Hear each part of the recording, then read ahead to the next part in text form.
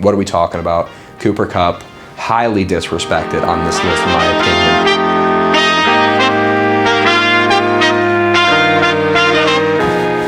Oh, hello and welcome back to What Are We Talking About, a podcast where we talk about the NFL primarily. I'm coming from the office in Grapevine, Texas, a beautiful Grapevine, Texas, so I'll have a little bit of a hushed tone in my voice because we have therapy sessions on either wall going on right now, and I don't want to disturb them, so I'm going to be a little bit quiet. Okay, we do have some stuff to talk about today. The Madden NFL rankings are coming out currently, so we are going to react to the wide receivers and their top 10 list that Madden produced. But first, we got some news to go over. Number one news, a couple of injury updates on some hopeful running back candidates going into the 2023 season. Number one, Isiah Pacheco goes potentially onto the preseason PUP list. It was originally reported that he'll be on the regular season PUP list, which would be really bad. He's on the preseason PUP list, which isn't quite as bad, which means he can start week one still. Still not a great sign, especially after the 2022 season where we saw Isiah Pacheco not really catch a lot of passes. And, obviously, we saw McKinnon take over that backfield and produce extremely well. And that's, I think, exactly what's going to happen this year. I have been taking a little bit of McKinnon. Fortunately for myself, after this news, I think it's pretty clear that he's going to be the pass-catching back. And when you have Patrick Mahomes on the field, they're going to throw a lot of passes over there in Kansas City. So stop at drafting Isiah Pacheco and start picking up McKinnon wherever you can get him, because I think he's going to have an absolute monster season, especially for best ball, when we know he's going to score just a lot of touchdowns, maybe sporadic, just like everyone else on that Chiefs offense, except for Travis Kelce and Patrick Mahomes. But I think it'll be a great pickup at his current draft position. I would expect him to get bumped up and Pacheco to get pumped down a little bit after this news. Another really heartbreaking news for me personally, because I have been drafting this guy a lot. Kendre Miller, he didn't participate in any of the practices or camps in the preseason. I wasn't ultra concerned about it at the time. I knew he left college with a little bit of a knee injury. It's been kind of misreported. Some people say it's an MCL, some people say it's a meniscus. Either way, him not being ready at this current moment and going on the non-football injury list at this time is not great news. But what does it mean for fantasy? Number one, I'm going to pump my brakes, at least in redraft and best ball leagues, on drafting Kendre Miller. I've been drafting him a lot recently because I really love his talent. I think he's going to be the best running back when he is healthy on that roster, and I think he'll take over just because he's going to be undeniable. He's gone really way under the radar for a lot of teams, mostly because we have some excellent running backs in this class. Obviously, Bijan Robinson and Jahmyr Gibbs over behind an excellent offensive line for the Lions. Unfortunately, we're going to have to maybe wait a year on Kendre Miller or half a season on Kendre Miller. If he does fall down, I'm okay taking him a little bit late, but right now, Roschon Johnson's going right next to him, and I think that's a much better pickup over Kendre Miller at this time. With the Bears running back room, it's a little bit up in the air. We don't really know what to expect, and I think we're going to see kind of like a Georgia backfield situation a couple years ago with Michelle and Chubb coming out of college and just absolutely taking the league by storm, where you had a really, really good guy and a really, really good guy backing him up. And I would expect Roschon to be no different. I think he is a super freak stud, and I'm going to be picking him up a lot more now that Kendre Miller, who's going close in best ball drafts to his position, I'm going to be taking a lot more Roschon, a lot less Kendre Miller. But what do we do with the Saints backfield? Okay, I am a believer that Alvin Kamara is going to get a little bit more of a suspension than we think. We saw Deshaun Watson get 11 games last season. I wouldn't expect him to get 11, but this was a violent crime, and he did plead no contest to a misdemeanor, which we all know the situation with Deshaun where he didn't even get indicted on a crime. He didn't even go to trial for it, which is pretty mind-blowing. All of it was in civil court. So I don't think him pleading down to a misdemeanor is as quite as good a news as a lot of people are making it out to sound. And just in general, his production has gone way down in the past few years. If you've had him on your roster, you've been really frustrated with him.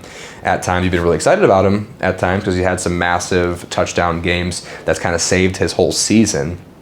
But consistency-wise, he's not been good. I don't think they're using him like they used to back in the day when you had a lot better quarterback in Drew Brees throwing him the football, dumping it off to him a lot more. I don't think we're going to see that as much with Alvin Kamara this year. So what are you thinking? You're thinking Jamal Williams? Is that who we're going with? Is that really who we're going with? Is Jamal Williams? No, I can't get my head around Jamal Williams. I know he broke Barry Sanders' record last year. But honestly, if you put me behind that Lions offensive line and handed me the ball every single time you were on the goal line, I think I would have snuck into the end zone. Maybe not broke, all right, maybe not broke Barry Sanders' record, but I tie it under that offensive line. Are you kidding me? It doesn't take a super freak athlete to score in that sort of situation, which is why I'm not taking Jamal Williams, and that's the whole backfield, right? Wrong. I'm gonna cover my mouth. We're gonna take Taysom Hill. We're gonna take a lot of Taysom Hill. That's right. Taysom Hill, especially in best ball drafts, I think he's going to have a lot more consistent production to start the season. They're not going to have a choice but to give him the football. It's not like Jamal Williams is going to inherit a bell cow role on the team. We're going back to the well with old Taysom Hill. Not a lot of tread on those tires, and I think the Saints are really, really going to use him, especially early on this year, if Alvin Kamara, like I expect, does get put on a significant suspension. Around 6.5 games is what I'm currently estimating. So do that with you, what you wish with that. But let's talk about the clickbait that I hopefully brought you in on this video to watch, which is reacting to the wide receivers Madden rankings. And I'm just going to tell you what I think about it. Who maybe should have gotten the top 10, who maybe shouldn't have been in the top 10, who's not far enough up, who's too far down, okay? So I'll probably put it on the screen here for you, but I got it right here next to me. Number 1, Madden rankings. No surprise, Justin Jefferson, JJ from the Minnesota Vikings. And this is brilliant, right? 99. What else do I have to say? He's a super stud athlete. He's the best wide receiver in the league. He's the best wide receiver we've probably seen in a really long time. He might go down in history as the best wide receiver of all time. He's just that good. If anyone tries to tell you anything different, there is a guy on the list that I'm going to cover in a second that was probably a little bit further down the list than a lot of you were expecting, and I'm actually okay with it. He is being drafted ahead of Justin Jefferson in a lot of dynasty leagues, so he's a little bit younger. But if you turn on the tape and close those spreadsheets on your computer, I think anybody with a brain and some knowledge about football will tell you that Justin Jefferson is that guy. He is him, for sure, at least this year. Number 2 on the list was 98 overall, Tyreek Hill. Again, he's not Justin Jefferson, but he's the next best thing. One of the best receivers we've ever seen, probably on the downturn of his career, getting a little bit older, already talking about retirement, already confirmed his retirement after he plays out his contract in Miami. Don't have to say much about Tyreek Hill. 98, love him there. Okay, now we're getting into kind of more of like the fun stuff. Davante Adams at 97. Knee-jerk reaction kind of makes you think like Davante, number 3 overall wide receiver in the NFL going into 2023 season. Maybe you probably didn't watch a lot of those horrible Raiders games from last year, but he left Aaron Rodgers and went to a far less good quarterback at playing Vegas for Derek Carr, and he produced. He had incredible production in a much worse offense compared to what he was playing in with 2-time MVP the prior 2 years in Green Bay, and he still produced. He's still that guy. So I love him being ranked at 97 overall. Do I think he's the 3rd best wide receiver in the NFL? Let's keep going. Stephon Diggs coming in at 96. Love it. Great spot for him there. 96 makes sense, right? 96 also ranked one spot below Mr. Stephon Diggs, is Cooper Kupp. Okay? What are we talking about? 96, Cooper Kupp. He's been one of the most productive wide receivers we've seen. Got an injury last year, could have come back from it. On a per game basis, he was still absolutely unbelievable last year playing for the Rams alongside Matthew Stafford. I would like to have seen Cooper Kupp be the second best wide receiver, ranked 98 overall in these make-believe Madden ratings. He doesn't get a lot of credit. Maybe it's his skin complexion. I don't know. He's a freak athlete. And everyone kind of looks at him like he's a super smart guy. He just knows all of the reads to make, and the triple fire video where he knew exactly what was going on with the defense, and somebody on the defense messed up and had the wrong assignment, and he still scored a touchdown on it and explained it after the game. He is obviously a very, very smart wide receiver. I think all of the wide receivers on this list are extremely smart and can read a defense, okay? Not every receiver on this list can get open. There's only one guy who can get open like Cooper Kupp, and that is Justin Jefferson, number 1 overall. I would put him right on the same tier as Tyreek Hill. He's obviously not as fast in a straight line as Tyreek Hill, even at this part of his career, but that guy can get open. He can catch the ball. What more do you want? What are we talking about? Cooper Kupp, highly disrespected on this list, in my opinion. Should have been second overall at 98.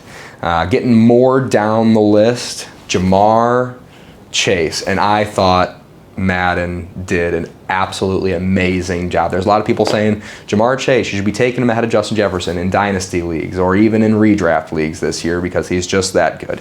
He is nowhere even on the same tier as these guys that we just talked about. He's well deserving of this top 10 ranking. He's one of the best wide receivers in the NFL. I think they nailed it. I think 94 underneath the rest of these guys is the perfect spot to put him.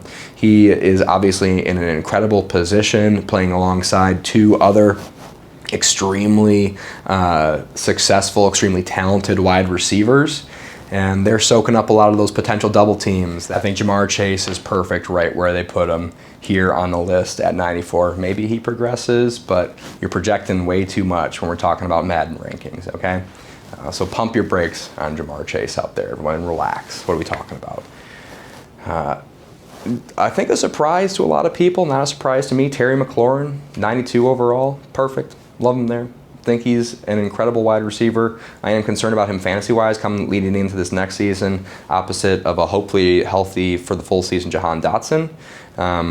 And hopefully Jacoby Brissett's throwing him the football after week 2 of the NFL season this year. Best case scenario for Terry McLaurin. An incredible wide receiver. Probably hasn't had the best help compared to the rest of these wide receivers in this list, which is why I really expect that Madden put him at 92 overall. A.J. Brown at 91. Again, what are we talking about here?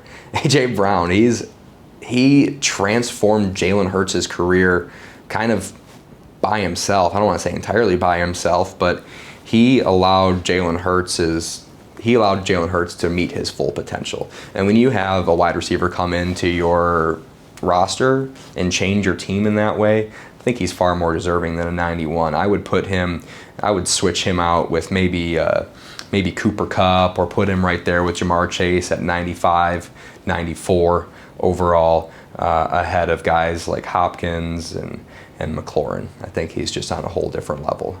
It doesn't really make sense why they put him there. And rounding out the bottom of the list, number 10 overall, according to the Madden rankings, Amari Cooper. I love it. Brilliant. Still hilarious to me that the Cowboys shipped him off for a bag of balls just because he didn't fit the mold, right? He wasn't super flashy. He wasn't super excited. He wasn't spiking the ball. He was Barry Sanders style. He would make an incredible play. He would flip the ball to the referee, and he would go back into the huddle. And Jerry Jones didn't like that, so he shipped him off for, I think it was a 5th-round pick to the Cleveland Browns, and he produced extremely well over there in Cleveland. So that is the top 10 list. Who did we forget about? We forgot about two players, a veteran and a second-year player. I don't think either of these are going to be a surprise to you. I think Keenan Allen getting snubbed from this list.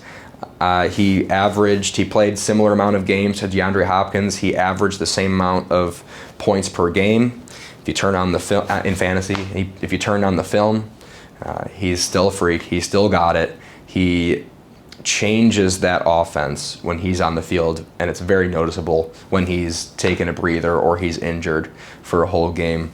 That offense runs through Keenan Allen, and that's why I think he deserves to be somewhere in this list, somewhere around that DeAndre Hopkins area, 93 overall in this Madden ranking. And I understand why you snubbed him from this list. I'm not mad about it, but 2 weeks into this season, he's going to be top 10 once they redo those Madden rankings like they seem to do every single week. Garrett Wilson, New York Jets.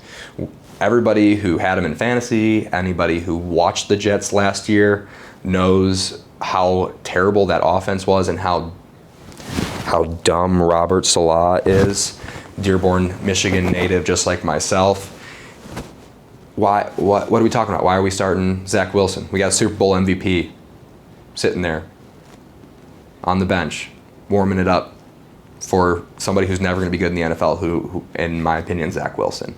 And when Zach Wilson was off the field, when literally anybody else was throwing him the football, Garrett Wilson absolutely balled out. Just the fact that he could produce in that offense, I realized he had Corey Davis opposite of him, who I don't think is nearly on the same tier as guys like T. Higgins or Jahan Dotson opposite of Terry McLaurin. He was just in a horrible situation. He had every excuse not to succeed last year. People are starting to put Olave in the same conversation as Garrett Wilson. Those people are going to sound very, very, very stupid in just a few years, because Garrett Wilson is a guy, I think he deserves to be right around the bottom of this list for what he's produced already in the NFL in his 1 year as a rookie playing for a lackluster New York Jets offense. You'll see. Anyways, thank you for watching. If you enjoyed it, leave a comment, leave a like. Please subscribe to the channel. I'll be posting a lot of these videos going forward. This is a brand new channel, so if you're watching this right now, you probably have the opportunity to be one of my first 10, make my top 10 list for YouTube subscribees, and get in on the ground floor of what's going to be obviously a massive podcast in the very near future. If you thought I'm an idiot, if you think I'm dumb, if you think I messed something up, please leave a comment. I'd love to discuss it with you. It's a very small channel, so maybe I'll call you and we'll talk about it. We'll post it on this channel. My name's Jamie Jakes. You can follow me at drjamiejakes on Instagram and JAMJKS on Twitter. Good night.